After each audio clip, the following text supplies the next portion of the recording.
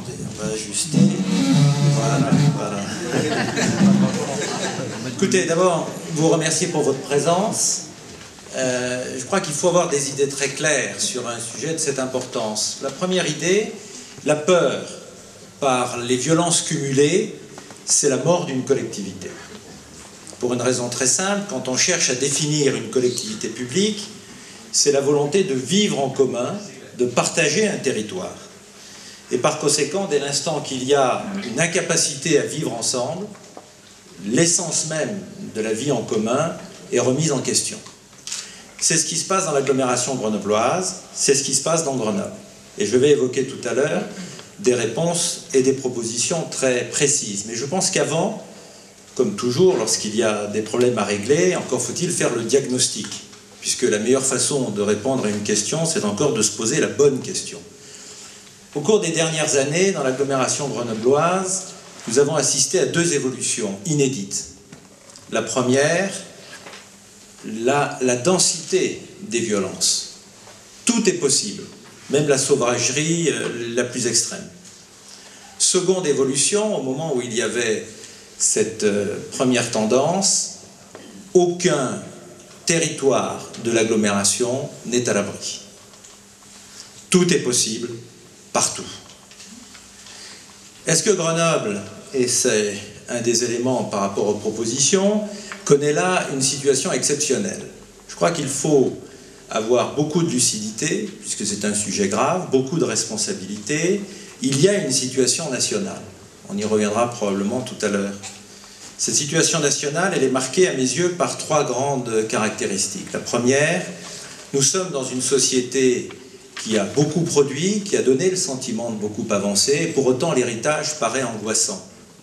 Plus anxiogène semble impossible. La dette publique laissée aux prochaines générations est considérable, on ne sait même pas traiter ce problème. Les scandales touchent des domaines qu'on aurait pu penser quand même sanctuarisés, les médicaments, la nourriture. Le rapport à l'environnement, aucune solution pour régler sérieusement la planète, et en permanence, cette montée de la délinquance généralisée, cette montée des violences, que nous définirons tout à l'heure, qui vont de la situation des tags, qui sont une attaque, une agression au paysage, à l'habitat, au paysage urbain, à des violences d'une extrême gravité, mais aussi une forme de violence qui est la pauvreté dans un certain nombre de quartiers. Premier élément, sur ce socle s'ajoute un autre élément qui est pour moi un mystère, c'est la capacité de notre pays à avoir progressivement suscité la haine de la France. Il y a eu progressivement une très très grande tolérance vis-à-vis des atteintes à ce qui devrait être du sacré. Il y a un certain nombre de pays, notamment d'Amérique du Nord, où le rapport au drapeau, le rapport à un certain nombre de fondements appartiennent au sacré. Et nous sommes capables, dans ce cadre-là, de dépasser les clivages qui peuvent exister avec des phénomènes de délinquance qui ont existé, et on évoquera, j'espère, tout à l'heure, la situation de New York et l'opération de tolérance zéro de Giuliani, qui a des enseignements très intéressants pour nous. C'est le deuxième élément qui s'ajoute. Puis nous avons maintenant un troisième élément, qui est la crise économique. La crise économique, par définition, comme l'indiquait tout à l'heure M. Saïri, ajoute des défis tout à fait particuliers. Pour autant, dans cette tendance-là, et pour vivre professionnellement beaucoup de déplacements, je crois qu'il y a une exception grenobloise malheureuse. Mais cette exception grenobloise, nous l'avons vécue depuis 2010. Avril 2010, cette ville est présentée comme l'exemple, le mauvais exemple national des violences urbaines, par l'incident très grave, par l'accident très grave qui est intervenu place Grenette. Juillet 2010, les émeutes que vous connaissez. 2012, en plein centre-ville, rien que sur YouTube, 450 000 vidéos vues sur le bijoutier, avec l'atteinte physique, un 10 ou 11 août, en plein centre-ville. Quelques jours plus tard, les événements déchirants qui ont justifié une visite présidentielle. On peut penser, du moins espérer, que la visite présidentielle correspond à un niveau de gravité. Donc, voilà le paysage global. Quand on a cette situation-là, il faut l'interpréter. Et ça amènera tout à l'heure les propositions. Pourquoi en sommes-nous là?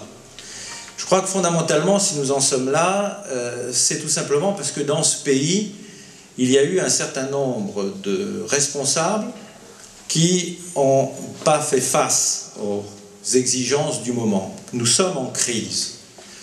Et nous avons un certain nombre de collectivités gérées par une culture qui est très intéressante, qui est la culture PSU 68 arts. Et c'est là l'essentiel de la situation. J'y reviendrai à plusieurs reprises ce soir. Fondamentalement, la question de la sécurité est une question de tempérament.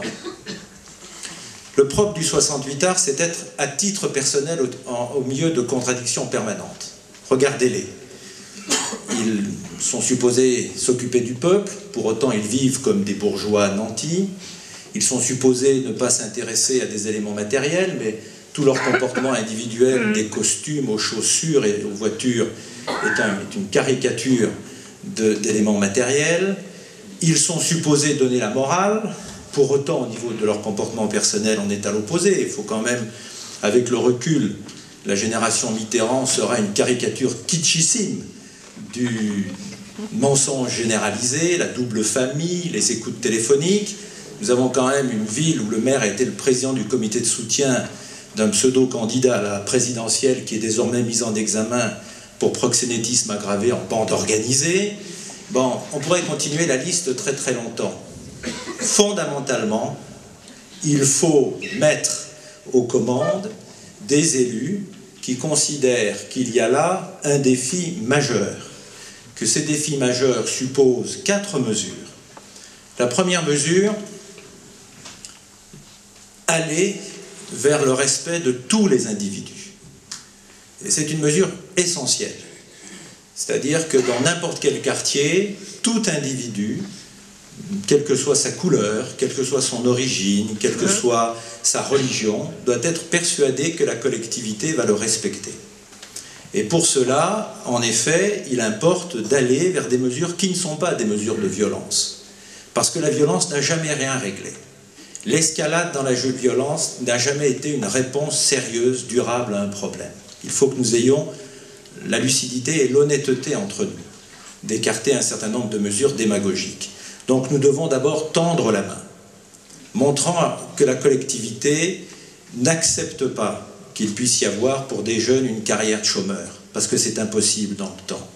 Montrant que l'habitat doit être un habitat à dimension humaine, montrant que nous n'acceptons pas la misère d'un certain nombre de personnes pour qui la vie au quotidien est devenue un enfer. C'est le préalable. Une fois que ce préalable a été posé, la collectivité doit être respectée par tout individu. Ça signifie quoi? Ça signifie que les règles claires doivent être établies. Et j'insiste bien sur les 2 mots, règles claires.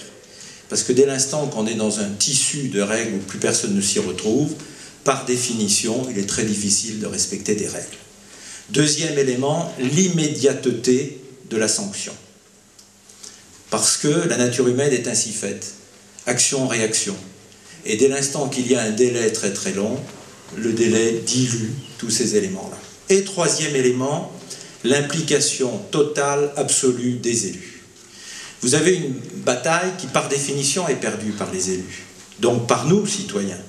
Vous avez d'un côté, prenons le recul nécessaire, vous avez d'un côté des délinquants qui consacrent 24 heures par jour à préparer des méfaits, et vous avez en face des élus qui consacrent un temps indéterminé, puisqu'ils s'occupent de trop nombreux de mandats, y compris les mandats qu'ils n'ont pas, mais qu'ils souhaiteraient avoir, et voire même des mandats qu'ils n'auront jamais, mais après lesquels ils courent toujours.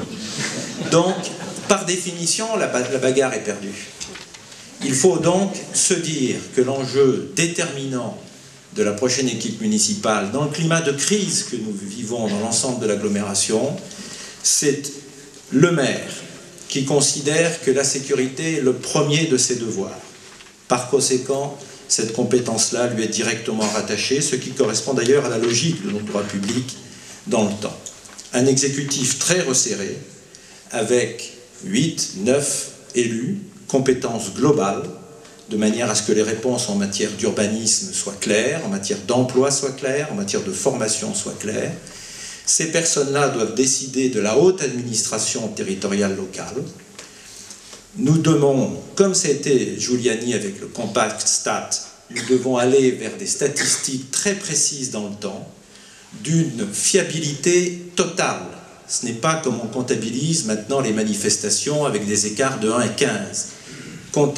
Transparence totale. Les professionnels qui sont choisis ont 10, 12 mois pour réussir. S'ils ne réussissent pas, on jette le professionnel, on en change. On prend un deuxième professionnel. Et si à l'issue du deuxième professionnel, ça ne marche pas, on change les élus, puisqu'ils n'ont pas été capables de montrer ce qui doit être l'une de leurs qualités, bien choisir l'entourage. Je pense que notre débat est à un tout autre niveau, et doit être à un tout autre niveau. La sécurité, c'est une question du sens collectif. Le sens collectif, quand on est élu, qu'on aspire à être élu comme maire d'une commune de 150 000 habitants, avec une responsabilité importante dans une commune de 400 000 habitants, ce qu'il faut absolument cesser, c'est le climat actuel d'irresponsabilité. Il faut juger les résultats, et moi c'est le changement culturel profond que je propose au cours de cette campagne et en ce qui concerne les engagements sur lesquels je reviendrai tout à l'heure. Merci.